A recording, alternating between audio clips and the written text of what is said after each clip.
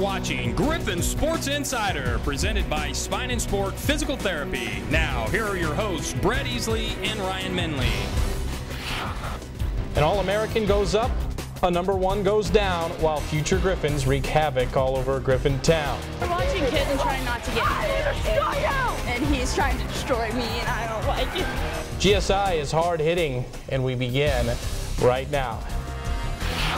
Hello and welcome. All those stories in a bit, but first we begin with basketball, where it was the best of times and the worst of times for the Griffon men last week, Brett Easley. Well, Charles Dickens, you're not. But the Griffons made history by knocking off #1 Missouri Southern Wednesday and then hit Futility and Hayes on Saturday. Here's a look back at the highlights.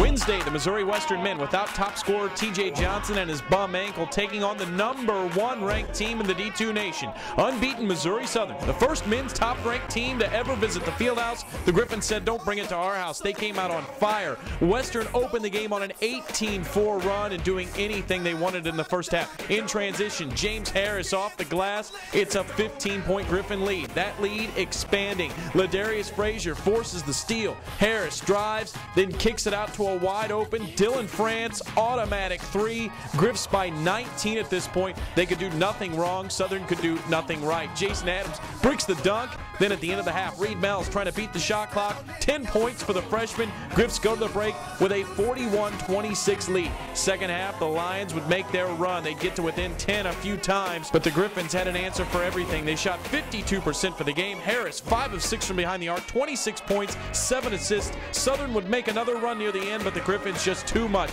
For the first time in school history, Western knocks off a #1. 75-67 the final. The Griffins run their record to 6-3 overall. Well, you have to be happy for our kids. Come on, I mean, we are not the most talented basketball team that we've had here at Missouri Western, but anyone that walked out of here tonight and didn't appreciate the effort of this group of kids, especially defensively against them, then you don't know basketball very well. We played together and we played well. We played good defensively, so that's definitely how we got the win. Saturday, Griffins at Fort Hays trying to knock off their second top 10 team in as many games. But things didn't start well, and that's pretty much an understatement. Western ice cold, just 1 of 15 from the floor to start the game. That allowed Hays to jump out to a 28-4 run. Yes, 28-4. That's hard to recover from. Western didn't hit double digits until the 3-minute mark. Levante Douglas's layup makes it a 38-11 game. Griffins made just 5 field goals, shot 16% in the first half.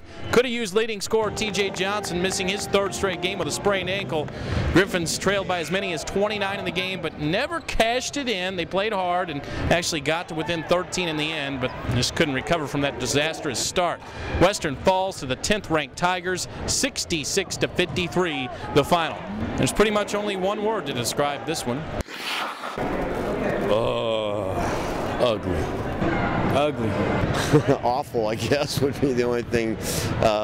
Inept might be a better way to put it. And I think we may have learned a lesson there. We came out and we were really bullied. Is what that amounted to. I told the kids at halftime, if this was an alley fight, we lost. And joining us right now is head coach Tom Smith. Coach Smith, you've been doing this a long time. How was that for an emotional roller coaster ride in 2 games this last week? It was different, let's put it that way. I think we, the problem with basketball, I've always said, is you don't have any time in between when you have great wins like we did on Wednesday. You wake up Thursday, you feel pretty good. By Thursday afternoon, you're starting to practice again, and then, of course, we got right on a bus on Friday, and we're off to Hayes. So that was one thing. We just really didn't have a chance to enjoy that. And as I said to many people, you're only as good as your last night's performance. And unfortunately for us, that last night's performance is against Hayes. Well, Coach Smith, you look at our record right now, and we're 6-4, and we've had some good tests. Home, away, neutral site. You happy with where we're at right now? Other than the Emporia game, I think if I had anything to take back, obviously that cut our hearts out a little bit. And if we could switch something around, it would have been that game, and you'd be I think 7-3 at this point, and 2-2 in the league. I would have been very, very satisfied with the way we've opened and the you know, the toughness of our schedule. If you'd have told me that the only win we were going to have out of the first 4 was Missouri Southern, I wouldn't have expected that to be true, but you know, it has come out to be true. In the other games, you know, Pittsburgh has shown they've already gone into Baptist and won. You know, they've shown that they're going to be a good team, and I think what you've seen so far, not only from us, but I think you know, there's a lot of ups and downs in the league, and I think that's because, you know, overall the league at this point is not quite as talented as it's been. Well, it's a unique portion of the schedule now. It's finals week on campus, so no game Wednesday and a tough test Saturday night at Lee Arena, and then we don't come back until January 4th after New Year's and play at home. How big is this game Saturday night? Well, I think it's really big, and I think you're getting a team that obviously was I think picked 3rd or 4th in the league earlier. Has most of their guys back, the O'Neill kids back in the lineup playing for them, and you know, I think you're going to see a good team. You're going to see a team that beat Hayes, a team that obviously turned around and beat us. Although again, I think it's when you play them sometimes, you know, you never tell. But we've always been competitive in Lee Arena. I think you know, overall, I'm gonna gamble that we've got as many wins in there as any team in the league probably over the years. Talk about T.J. Johnson. He's missed 3 games. He's got, with that sprained ankle, he's got a week to rest it. Will he be ready on Saturday? Well, I hope so. I mean, you know, otherwise, you know, we better put him in the psychiatric ward and get his brain straight, not his ankle. You know, we were hoping maybe he might have been ready Saturday, but we could really tell Thursday and Friday that it wasn't back yet. And it's really funny because you know, sprained ankle sometimes a kid's back in 2 or 3 days, and this has been over a week and a half now. Okay, Coach Smith, you ready? New segment this week. I don't even know if I told you. Oh, you didn't? Oh, well, the questions are still good, but this is called Easley's Tantalizing 2. I was told to switch it up, so we're going to. Cut the 4 to 2. Yeah, Tantalizing 2. Sounds too much like Petro. Yeah, a little bit. We didn't want to get copyright infringements or anything. Big story in the local world of sports. Todd Haley has been relieved of his duties with the Kansas City Chiefs. Your thoughts on that? Well, one, I'm not interested in the job. Okay. You're not? So well, get that out of the way then. Okay. You know, I always find it hard when coaches get fired, and sometimes, you know, fairly, sometimes unfairly. Let's remember he won the division last year. He took him to the playoffs, and you know, now he's fallen on some hard times with a lot of injuries, and he's out. But unfortunately, we're also in a performance-based, you know, profession. No matter what level you coach, you have to win. Tom Smith's not. I'll take that off Twitter. Yes. Tom Smith's not a candidate. I'm going to get that off. Finally, Coach Smith, curious for your answer on this. Do you have a favorite in the spirit of the season? A favorite Christmas movie? So many of them out there. Vacation, no doubt Absolutely, about it. I like on that. the bus the other night coming back from Hayes, it kind of made me feel better, actually. Clark running the other room to get my stogies. As soon as Eddie showed up and the lights worked, I felt And the great. Tenement on Wheels. She was born without a tongue, Clark. I like it. Merry Christmas. Where's the Tylenol? Good luck on Saturday. See you in the arena. At Washburn. That's Tom Smith. We'll be right back. From the staff here at Spine and Sport Physical Therapy, this holiday season, we wish you tidings of comfort and joy. Merry Christmas!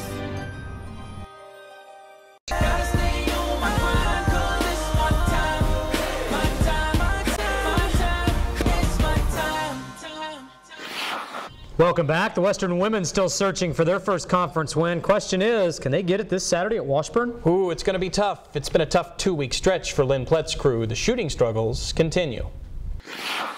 Wednesday, Western women looking for their first MIAA win against Missouri Southern. The Griffons had a 99-3 lead after 2 minutes. Not really, but the transition game was working well early. Brittany Cassidy, great bullet pass to the cutting Alex Noble for 2. Then just before the half, Bear Bell goes full court to C.C. Bozeman, who lays it in to beat the buzzer. Griffs go to the break with a 31-27 lead. Second half, more the same. In transition, Brittany Griswold, 3-ball. She had 13 points, 7 rebounds. Later, Jessica Cook, 2 of her 22 points. Griffs led by as many as 9 in the second half, but then the turnover bug bit hard. Western with 7 turnovers in the final 8 minutes and 25 for the game. Southern turned them to points, and the Lady Lions come back to beat the Griffons 66-62 the final. Turnovers with a transition team are going to happen, but ours were just stupid. Recover under control. You know what I mean by that is don't.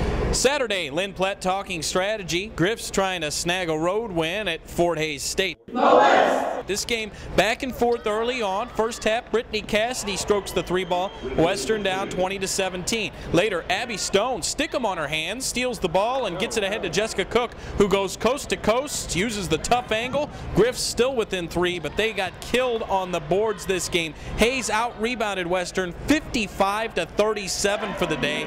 The Lady Tigers shot just 34% for the game, but Western 27% from the floor. Cook had the only lukewarm hand, 20 points on 8 of 17 shooting, but it's not enough. Western drops its 4th straight game, 70-48 the final. The Griffs now 0-4 in the MIAA. And joining us right now is head women's basketball coach Lynn Plett. Coach, kind of a broken record. Scoring struggles continue, averaging 58 points a game, shooting 34% as a team. What are you trying to say? I don't know. What should I say? What I don't know. I'm looking for an answer myself. You know, the game with on Wednesday against Southern wasn't just because of our shooting, though. We contributed some turnovers at really crucial times that really hurt us. And it's not just one player or 2 players or 3 players that are having the confidence issues. I think it's kind of the whole team, and it really shows up on a consistent basis in their shooting. You do lead the MIAA in free throw percentage, though. You're shooting 80%. That's good. Yeah, we need to get to the line a little bit more. Maybe we need to run some people over instead of trying to make those layups and just try to make some contact so we can get to the free throw line. But no, we have done a good job there. It's the closer to the basket that we have trouble with when we get too close. When you're struggling, you look to leadership on the team, and there's certainly some candidates that I would say that pop out. But you feel like your leadership's good on this team? The leadership is, I think, feeling the same pressure that the rest of the team is, and that's the hurdle that needs to be jumped over first, is that our leaders on the court need to be able to put aside their concerns and put aside their lack of confidence and just play their game and play as hard as they can. I think part of that leadership now is trying to make up for everybody else's lack of productivity on the offensive end, and sometimes they're trying too hard and trying to do some things out of the scheme of what we're trying to do as a team, not in a negative way, not in a defiant way by any means, but just feeling the pressure to do that, and then that makes it even more difficult for them to be successful. You're getting what you need out of Jessica Cook. She leads the league in scoring by a wide margin, 21.5 points a game. Offensively, yeah, we are. I think she's doing, you know, she can take as many shots as she wants from my standpoint, and because she's the most productive player we have on offense, and she knows, we talked, she could be more efficient on both ends of the floor a little bit too, and I think she's you know, a little worried about things, and she's a kind of individual that takes things serious from that standpoint, and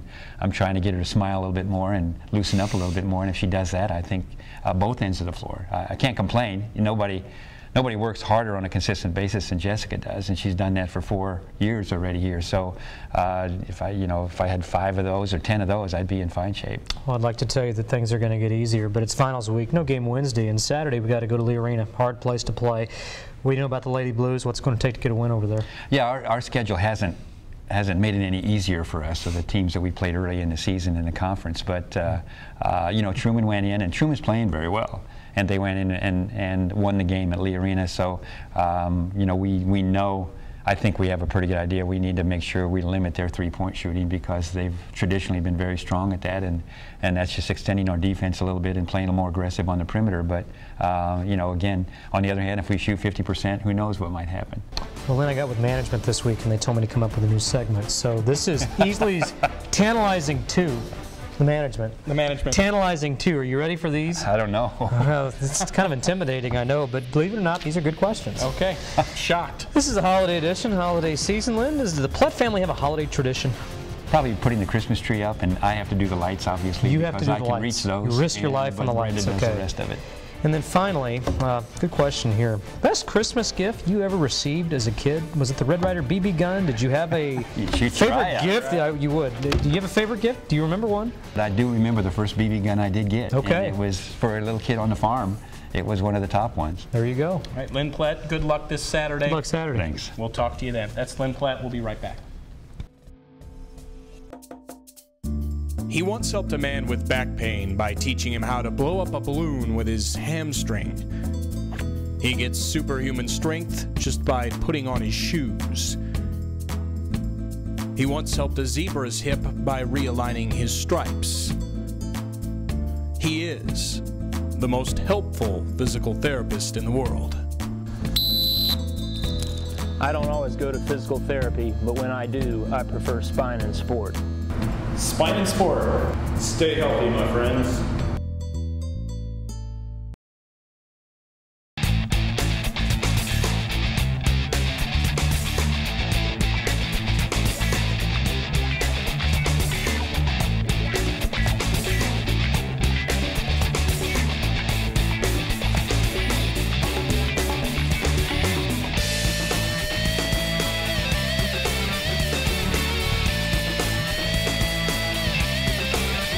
Train like the pros at Spine and Sport Physical Therapy. Your first choice, the right choice. Kick is up. It is long enough, and it is good! Frank Zerline from 57 yards away. Welcome back. Red Zerline set or tied his own school record 3 times this season. You know what? I think the Dallas Cowboys could have used him the last 2 weeks. Dallas Cowboys, half the NFL teams could have used him this year. We'll see what happens to him this spring. But right now, Zerline still racking up college accolades. The senior kicker named a first-team All-American by the American Football Coaches Association. His story, well known now. In his 1 year here in St. Joe, Zerline smashed several NCAA kicking records, including going a perfect 9 of 9 on field goals of 50 yards or more. That stat is still ridiculous and never won't be ridiculous. Zerline is the 4th Griffin all-time to earn All-American first-team honors, and it's the 2nd time in his career that he's done the feat. For one night only, the Griffon Indoor Sports Complex became a factory for future Griffins. And it was a battleground that saw current Griffon athletes meet their match. Western held its annual Night Out on the Griffs, also known as Adventures in Babysitting.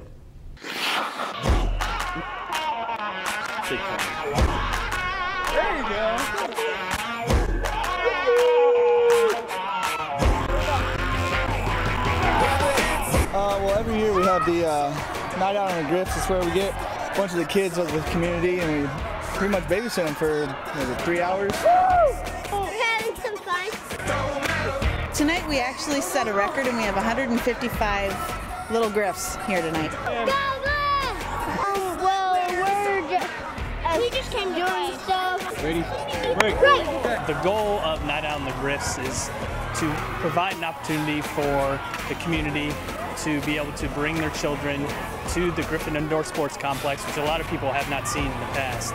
It's actually a pretty good place. I think it's amazing. Parents can drop off their kids and take a night out on the town on Missouri Western Athletics. What's going on over there? That's Jason Silman getting his butt kicked.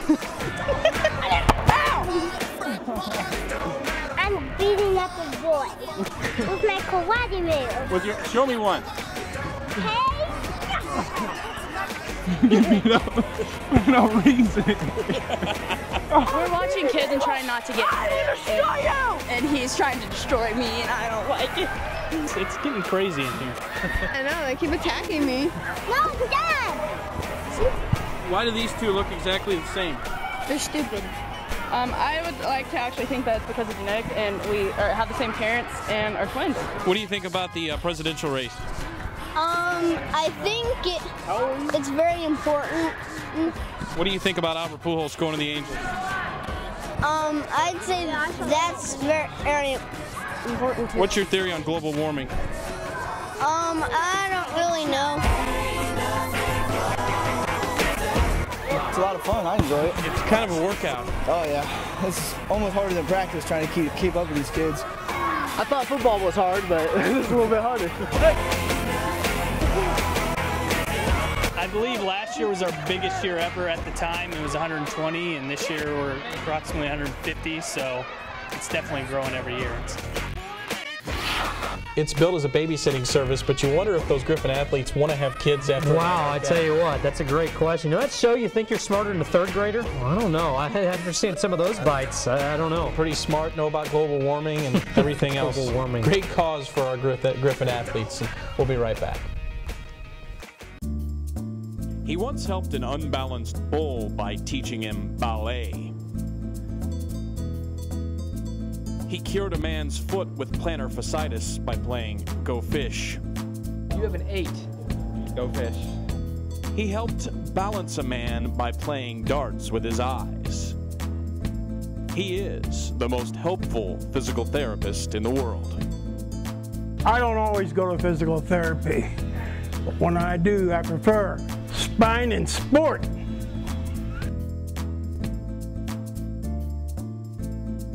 Stay healthy, my friends. I'm Fred Schunkweiler. I'm a physical therapist. I own Spine and Sport Physical Therapy. You know, we treat athletes, we specialize in that, but the industrial athlete is somebody that gets hurt at work.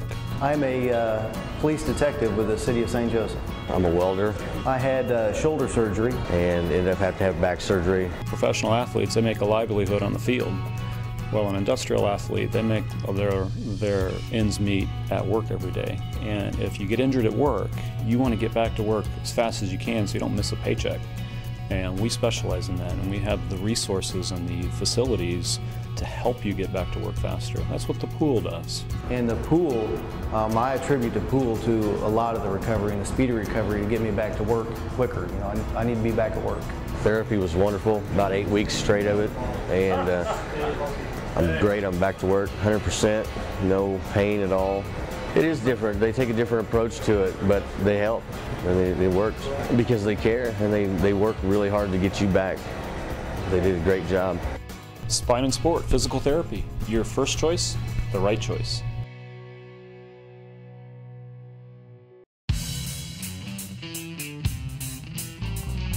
All right, we're here with Griffon basketball player Freddie Minyawu. We're here to talk about what every basketball player wants, a higher vertical. A higher vertical means more power, means higher up around the rim where they can get that rebound.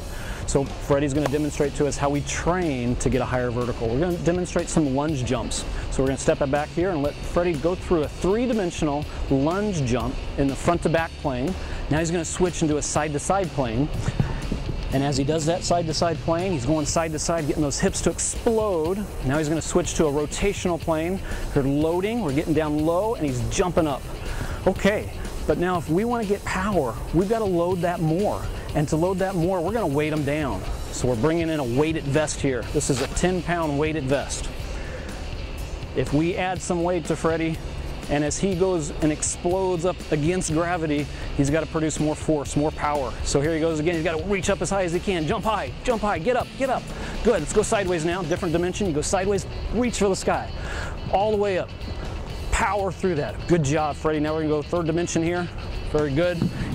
Awesome job. That right there is how you train like the pros to get a higher vertical jump.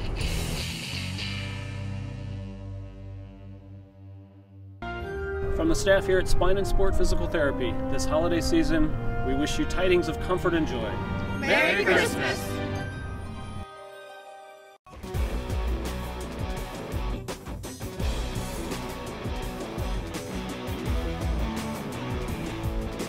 Griffon Sports Insider, Wednesdays on KQ2, your source for Missouri Western sports.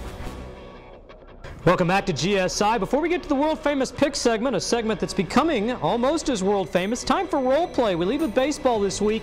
Ryan is Albert Pujols. Do you leave for the money? I am. Did I leave You for the look money? like Albert Pujols. Absolutely, I left for the money. Why? Because money means respect, and the Angels had a lot of it. I wanted all of it. I took it, and I'm going to be the Mang in L.A. Mang. A long, long time. You Brett are the Easley, Mang. you are Scott Pioli. Wow. You just fired Todd Haley this week.